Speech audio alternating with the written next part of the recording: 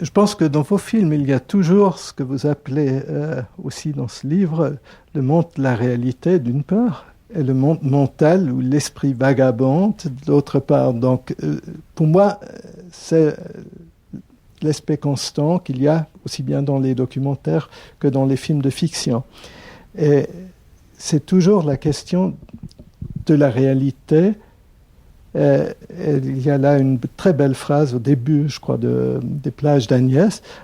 Le jardin est là, pas l'émotion. La vue de la réalité ne garantit pas l'authenticité. Non, mais de l'émotion. Oui. Mais par exemple, on a des souvenirs géographiques quelquefois très précis. Et ce cas de ce petit jardin d'enfance, je savais absolument la forme des bassins, comment le ciment était un peu granuleux, qu'il y avait un petit trou là. C'est-à-dire, j'avais un souvenir maniaque de la géographie de ce jardin, très étroit, comme un petit jardin belge. Mais effectivement, et je le dis, quand je me suis trouvée dedans, ça n'éveillait pas d'émotion, pas de souvenir. Pourtant, j'avais beaucoup de frères et sœurs, pas de quelque chose. Si j'ai tout d'un coup pensé à ma mère, et j'ai mis une photo de ma mère dans ce petit jardin, mais ce qui m'a frappé, c'est que le jardin était encore plus étroit que dans mon souvenir, c'est-à-dire que le souvenir est quelquefois maniaque, mais la proportion n'y est pas. Je me souviens que quand j'ai fait un documentaire sur les demoiselles de Rochefort qui s'appelle « Les demoiselles ont eu 25 ans », je ne sais pas si vous avez vu ça, et on est reparti à Rochefort 25 ans après la sortie du film. Et je me souviens que le studio des demoiselles, vous connaissez ce film, Les Demoiselles de Rochefort, c'est une musicale magnifique, Catherine Deneuve et sa sœur Françoise d'Orléac, leur studio de danse dans l'histoire, le bureau du maire, le maire nous avait prêté son bureau. Donc on revient, 25 ans après, on rentre dans le bureau, et Catherine a eu la même réflexion, elle me dit, mais c'est tout petit. Et parce que c'est filmé d'une façon, c'est parce que c'est mis en lumière, en valeur, et en fait c'est un petit bureau du maire presque normal. Et le jardin, ça m'a fait la même chose. Quand on va dans des lieux, la spatialisation existe, mais la proportion, pas du tout. Et puis, par ailleurs, on n'est pas sûr, si on se souvient de la géométrie des lieux, de se retrouver les émotions. Mais parce que mon enfance n'est pas très constitutive pour moi. Je peux m'en souvenir, mais... Et j'ai été frappée parce que Jacques Demy, sur qui j'ai fait un film qui s'appelle Jaco de Nantes, un film sur son enfance, parce qu'il me l'a raconté. Et j'étais frappée comme non seulement il rentrait dans son enfance, mais comme dans une maison qu'il connaissait, mais que tout le ferment, tous les personnages, toutes les émotions qui ont alimenté ces films, et il y en a des très très beaux, tout venait de son enfance. C'est-à-dire les classes sociales, les rapports entre les gens, les filles mères, je sais pas quoi, les petites bourgeoises boutiquières qui méprisent les petits ouvriers garagistes. Tout était déjà dans sa vraie enfance. Et ce qui n'est pas mon cas. C'est comme ça que j'ai eu l'occasion de me dire, est-ce que c'est mon cas?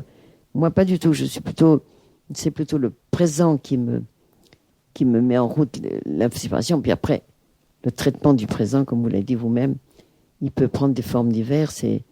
C'est justement exactement comme on travaille une pâte, on travaille quelque chose, ou un peintre travaille sa matière. Moi, je travaille la réalité. Je m'inspire de la réalité, mais je la prends. Je ne suis pas là pour faire un constat simple et pur. Et quand vous avez parlé tout à l'heure des documentaires, justement, quand il y a eu cette stupidité pour moi qu'on appelait le cinéma vérité, parce qu'il n'y a rien qui est vrai. Un documentaire ne peut pas être objectif. Il est forcément subjectif, parce que même si vous filmez des vraies personnes qui vous disent des vraies choses, vous vous mettez ici, bon, vous avez une certaine vision, compréhension. Mais si vous vous mettez beaucoup plus loin, si vous n'avez pas de son, si vous mettez beaucoup de musique dessus, c'est-à-dire que il n'y a pas de vérité objective, sauf effectivement quelqu'un qui est mort et on fait un constat policier de la position du corps. Bon, d'accord, ça c'est objectif. Mais quand on filme des gens, vous voyez, il y a même, vous faites un zoom, vous ne faites pas de zoom, vous traitez vous-même la réalité. Et même dans les documentaires très intéressants, des grands documentaires comme ceux de Wiseman ou de Rouge ou tout ça, il y a quand même la position du cinéaste, documentariste, qui existe plus ou moins. Moi, je dis toujours que je fais des documentaires subjectifs. Et pourtant, j'essaie de raconter des choses qui sont vraies. Vous avez parlé de l'Opéra Mouffe. C'est vous qui avez dit? Non. C'est un documentaire que j'ai fait dans la rue Mouffetard. Mais moi, j'étais imprégnée d'une émotion très grande en filmant ces gens. Et c'est de la réalité, mais elle a une matière d'émotion qui est subjective. Une vue subjective, oui. Ça, je n'avais pas mentionné le titre, mais j'avais bien pensé à ce film. Cette rencontre du monde de la réalité et du monde mental, Richard Howard, une fois dans un texte sur vous, que je trouve d'ailleurs assez pertinent, il a défini ça un peu différemment, et je pense qu'il faut bien voir la date à laquelle il a écrit, c'était en 1980, que c'était la contradiction entre public events and private viewing. Je pense que après cette date, c'était plutôt le côté privé qui a gagné de l'importance. J'aime bien le mot de contradiction. Parce que, mais moi je suis en face du fait qu'on est en pleine contradiction tout le temps. Et que faire du cinéma, c'est trouver comment circuler dans cette contradiction. Et la contradiction, elle est exprimée très clairement entre public event, ça peut être aussi entertaining, ça peut être entertainment, ça peut être faire un film plaisant pour les gens, agréable, etc. Et puis la contradiction, c'est qu'en même temps qu'on fait ça, on est dans un monde qui est, par exemple, complètement chaotique, cruel, atroce, avec des gens, on le sait très bien, qui sont dans la rue d'à côté, en train de mendier parce qu'ils n'ont même pas de quoi manger. Il y a des gens sans papier, enfin, il y a tous les problèmes qu'on connaît partout. Il y a des guerres partout dans le monde, il y a des gens qui s'étripent, qui se tuent pour des questions de religion, il y a des femmes qui sont massacrées, il y a tout ça tout le temps. Et nous, on est dans le désir de créer du cinéma, de créer du partage, de créer du divertissement, de créer avec quelquefois des émotions privées, créer non pas un public event, mais un public spectacle. Parce que vous payez de l'argent, il faut qu'on vous donne pour votre argent un petit peu. Enfin, moi, j'ai toujours pensé à ça. C'est pas juste de dire, tant pis, s'ils s'emmerdent, je m'en fous, je fais un plan de 2 heures, comme ça, très fixe. Ah, comme c'est beau, ah, comme c'est radical. Mais les gens qui payent, cette expression très dure, ils en veulent pour leur argent. Et je trouve que c'est honnête de dire ça. Et moi, j'ai toujours pensé que, même dans des films, enfin, sérieux, comme Claude 5 à 7, ou cette fille qui a peur de mourir, et tout ça, le traitement du film tout au long, il contient du divertissement, si vous êtes d'accord. Et pas du divertissement tout à fait French Cancan, mais quand même une certaine rapport des gens entre eux, des plaisanteries, des coups d'œil sur la vie, des choses. Par exemple, elle est dégoûtée par quelque chose qu'elle voit dans la rue et qui existe vraiment. C'est un type qui avale des grenouilles. Il avale 10 grenouilles en leur disant « Venez dans mon petit aquarium ». Bon. Et après, il crache les grenouilles. Bon, il gagne sa vie comme ça et les gens le payent. Ben, au moment où cette fille est mal à l'aise, pathétique, ce truc-là, dégoûte et l'intéresse en même temps. Bon. Donc on est tout le temps dans cette contradiction que les images, elles ont l'air loin de nous, mais elles sont là aussi pour nous. Elles parlent pour nous. J'ai fait tout un film en Amérique qui s'appelle Documentaire. Je ne sais pas si vous l'avez vu celui-là. Eh bien, il y a une femme qui a des soucis, elle vit seule avec son fils.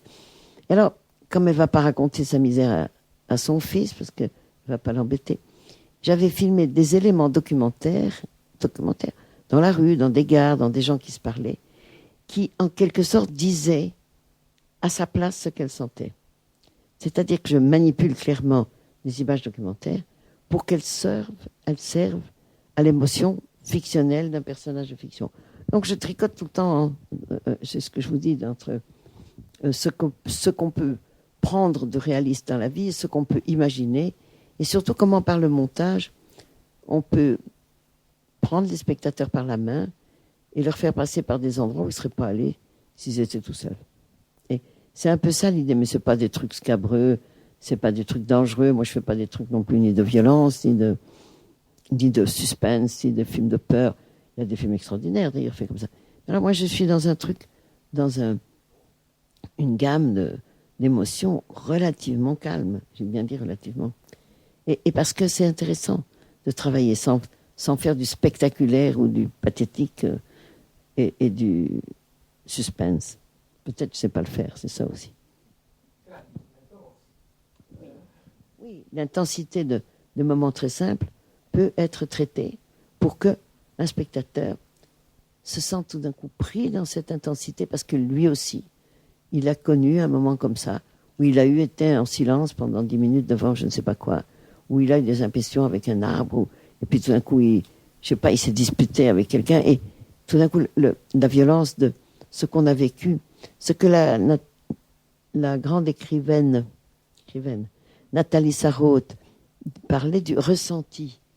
C'est-à-dire que on a peut-être senti des choses, on ne le sait pas, mais quand quelqu'un vous le propose, vous le ressentez.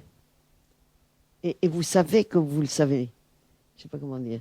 C'est un peu comme les souvenirs. Moi, j'ai lu un livre sur les Belges, mais j'ai des mauvais souvenirs. Et je lisais le livre et je disais, ah oui, je le savais. C'est-à-dire que je n'aurais pas pu retrouver ce qui était raconté là. Mais quand je le lisais, je savais que je le savais. Et c'est ces atteintes aux zones de votre mémoire et de vos émotions qui sont à vous, qui sont personnelles, mais qui sont un terrain des fois un peu endormi. Et ce que font les artistes, les écrivains, les peintres, c'est tout d'un coup d'aller là et de dire, c'est pas que je vous fais connaître des trucs extraordinaires, c'est que je vous fais ressortir ce que vous avez peut-être senti un jour et qui ressort comme ça. Comme ces fleurs de papier des Chinois, vous savez, qui s'ouvrent dans l'eau. Ah, vous dites, oui, elle était là, et puis maintenant c'est devenu une fleur. Et j'aime bien cette idée qu'on... D'ailleurs, il y a une équivalence médicale qui m'a fait très rire. Il y a une dame qui a une maladie qu'elle est en train de soigner, un staphylocoque doré. Et alors, le chirurgien lui a dit, ah, mais vous l'aviez en vous. Et il s'est réveillé. Peut-être ça, ils disent des trucs aussi pour pas qu'on dise qu'ils l'ont attrapé dans la clinique. Hein. Mais ça a quand même l'idée qu'on a en soi des choses qui existent dans notre corps, de gènes, dans nos constitutions, et qui sortent à un moment donné. Mais je crois qu'on a tout un petit matériel de compréhension, d'émotion, de capacité de rire, de souffrir, ça, et qui sont en nous comme ça, et que tout d'un coup ça éclate. Je ne sais pas si ça se tient debout. Je pense bien, mais posons la question aux spectateurs. Mais oui, mais oui.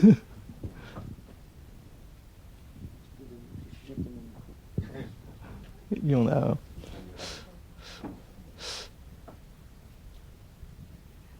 C'est exactement ça dont je voudrais vous remercier. Vous m'avez pris à la main beaucoup de fois.